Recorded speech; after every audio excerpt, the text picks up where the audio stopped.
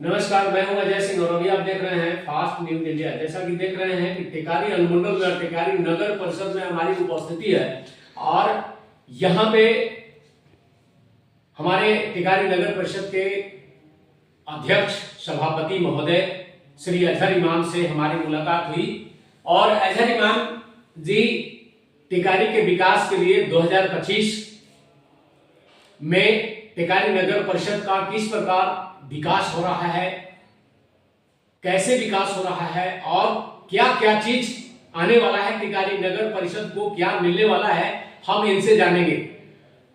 Sir, आपको media में स्वागत। बहुत बहुत शुक्रिया भारत का।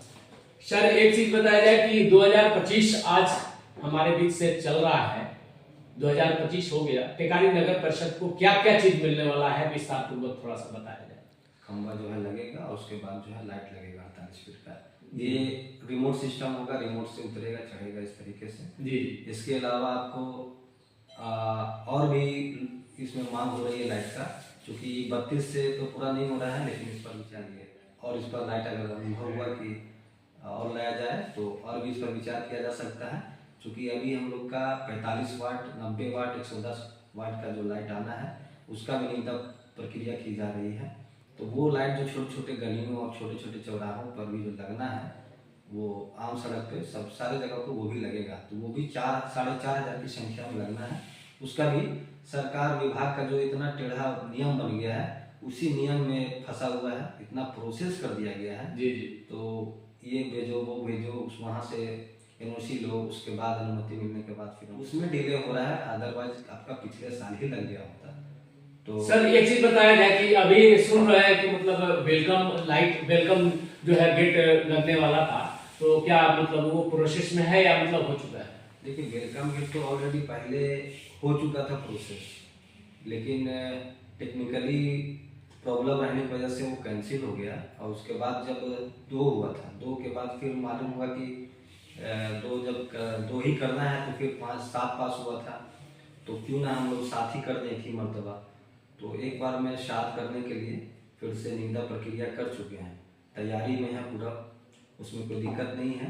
लेकिन फिलहाल जब स्थल चिन्हित करने जा रहे हैं तो जहाँ पे इसका एंट्रेंस जो मुख्य एंट्री गेट होगा, तो जो शहर का अंतिम पड़ाव जिसको बोलते हैं जी, वहाँ पर जब स्थल चिन्हित करने के लिए जब हमारे अधिकारी हम लोग गए संबंधित, तो वहाँ पर देखें कि कहीं न कहीं बिजली का 11,000 वाट का वोल्ट का जो तार है वो क्रॉसिंग कर रहा है, तो उसमें प्रॉब्लम हो रहा है जी। तो इस चीज़ के लिए हम अभी आज ही बात किए हैं बिजली विभाग के जो एसडीओ हैं जी, तो उनसे बात हुई है और उनका जेई जो है, हमारे जेई लोग जाएंगे मिल करके इस पर उपाय किया जाएगा कि उस तार को कहीं हटा दिया जाए। अगर वो जल्दी प्रोसेस में हो जाता है तो हम लोग जल्दी से फिर इसका भी काम शुरू हो जाएगा।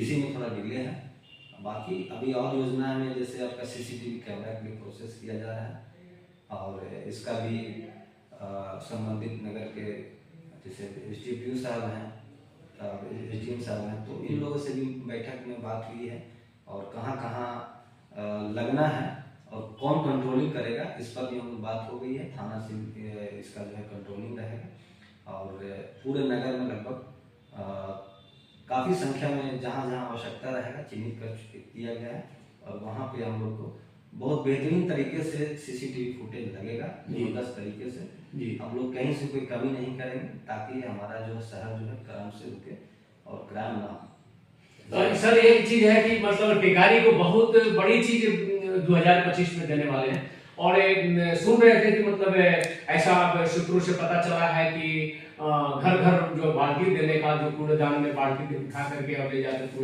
कूड़ा जो है कूड़ेदान में ले जाकर फेंकेगा लोग, तो उसके लिए भी क्या प्रोसेस है क्या? देखिए, छोटी डस्टबिन की जो बात है वो डस्टबिन आ चुकी है और अभी रखी हुई है। उसमें हम लोग का प्रोसेस ये है कि एक टीम तैयार की जाएगी और वो टीम लगभग 10 लोगों की होगी और वो टीम जो है डोर टू डोर जा करके और प्रत्येक घरों में लगभग जा करके खटखटा करके लोगों से मिलेंगे, बात करेंगे, टीम को मॉनिटरिंग किया जाएगा, सारा चीज़ समझा दिया जाएगा, किसमें किस ग्रीन कलर का होगा, ब्लू कलर का होगा, तो दोनों रंग अलग अलग होगा डब्बा और उसमें बताया जाएगा कि इसमें सूखा कचरा रखना है, इसमें गीला कचरा रखना है और जो भी होगा बहुत अच्छे ढंग से वहाँ पर बात रखा जाएगा और प्रत्येक घरों में इस तरह से डिस्ट्रीब्यूशन होगा। एक चीज है सर कि अभी जो मतलब सूत्रों से और पता चला है कि जो डस्टबिन खरीदारी की गई और पूर्व में जो मतलब ये किया गया था, डस्टबिन खरीदारी हुआ था, उसमें बहुत लोग आरोप भी लगाए थे कि घोटाला हुआ, ये हुआ, वो हुआ। लेकिन कुछ लोग अभी भी आरोप लगाने पर चल रहे हैं और मीडिया वाले का भी आरोप लग रहा है कि मीडिया वाले अजहर इमाम से मिले हुए हैं और वो खरीदारी जो है से इसमें लगता है कि कहीं ना कहीं कमीशन लेकर के और मिल चला रहे हैं। तो सर उस पर है क्या कहना है? देखिए, इस पर तो थोड़ी लंबी बात हो जाएगी, लेकिन आप सवाल कर दिए तो बताना भी आवश्यकता है, जरूरी है। देखिए, आप समझिए पहले इस चीज को कि खरीदारी आप करते हैं, कोई भी खरीदारी, तो ये मेरा नहीं, ये आपका भी नहीं, ये पूरे बिहार के जो विभाग है, सरकार है, उनका डिसीजन है, थोपा गया है कि भाई आप कुछ भी खरीदारी करेंगे, एनीथिंग, कुछ भी बड़ा सा, तो सबसे पहले हम लोग खरीदारी करने से पहले बड़ा राशि का जो भी अमाउंट होता है कोई भी खरीदारी का, तो उसमें हम लोग बोर्ड से प्रस्ताव लाकर पारित करते हैं। बोर्ड में जितने भी पार्षद होते हैं संबंधित वार्ड के, नगर के, सारे लोग बैठते हैं और सब मिल करके डिसीजन लेते हैं। उसमें सारे लोगों की सहमति बनती है और मिलकर के प्रस्ताव को पारित करते हैं कि हाँ, ये काम करना है।